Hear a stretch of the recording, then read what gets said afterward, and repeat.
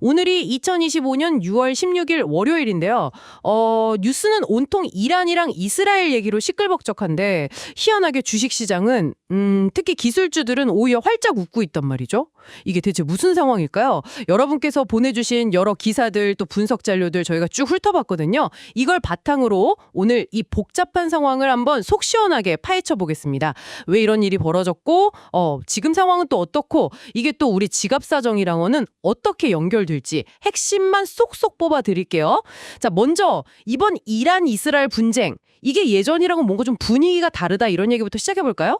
과거에는 좀 여기까지는 괜찮아 하는 그런 암묵적인 룰 같은 게 있었던 것 같은데 이번에는 뭐 핵과학자 암살이다, 핵시설 정밀 타격이다 좀 선을 넘는 듯한 느낌이에요. 그쵸?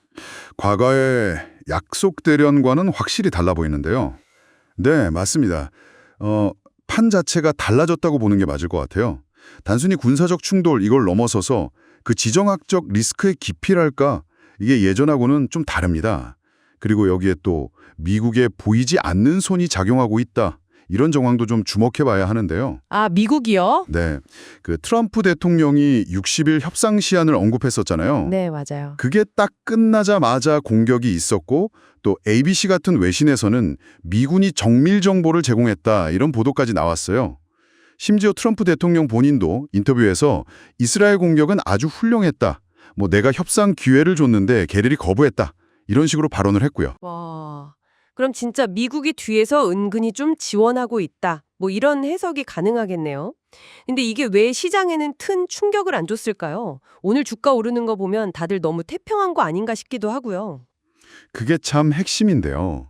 시장은 일단 이번 사태가 막 전면전으로 확 커지거나 그럴 가능성은 좀 낮다고 보는 것 같아요. 블룸버그 분석을 보면 과거에 중동에서 갈등 터졌을 때도 보통 한 3주, 그 정도 조정을 받고 다시 회복하는 패턴을 보였거든요. 아, 3주 정도요? 네네. 네. 그리고 러시아 우크라이나 전쟁 때도 사실 증시에 미친 영향은 비교적 짧았잖아요. 그랬죠. 금방 회복했죠. 그렇죠. 지금 S&P 500 하락폭도 보면 한 마이너스 2%, 그 정도 내외로 크지 않아요. 유가도 WTI 기준으로 보면 70달러 선에서 좀 안정되는 모습을 보이고 있고요. 아, 그렇군요. 그러니까 시장에서는 이 정도는 국지전 수준이고 이미 주말 동안 불안감은 좀 반영된 거 아니냐 이런 심리가 작용한 거죠. 아하, 그럼 투자자 입장에서는 너무 쫄지 말고 오히려 분할 매수 기회인가? 이렇게 생각할 수도 있겠네요. 그럼 이 와중에 좀 주목받는 분야는 어딜까요? 단기적으로 보면 역시 실물 자산이죠. 실물 자산이요? 네. 만약에 정말 상황이 안 좋아진다. 그러면 유가는 다시 틀 수 있거든요. 뭐 정유시설이 폭격당한다거나 아니면 호르무즈 해협 봉쇄 루머 같은 거요. 네네. 그러면 유가가 지금 70달러 선인데 뭐 80달러 이상으로 뛸 수도 있겠죠. 그리고 또 방산주, 뭐 팔란티어라든지 우리나라 한화에어로 같은 이런 방산주들 최근에 주가 엄청 올랐잖아요. 맞아요. 엄청 올랐더라고요. 네. 그리고 금이나 은 같은 안전자산 가격도 오를 수 있고요. 실제로 최근에 금값, 은값 많이 올랐죠. 그래서 이런 관련 ETF, 예를 들면 에너지 쪽은 XLE, 방산 쪽은 ITA, 금은 GLD 같은 이런 상품에 좀 분산 투자하는 전략도 생각해 볼 수 있겠습니다. 아, ETF로 분산 투자하는 방법도 있군요. 네.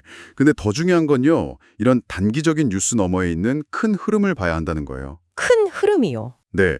예를 들어 AI나 클라우드 같은 기술주들은 이런 지정학적 이슈랑은 좀 별개로 장기적인 성장 동력을 가지고 있잖아요. 그렇죠. AI는 뭐 기속 가는 거죠. 맞습니다.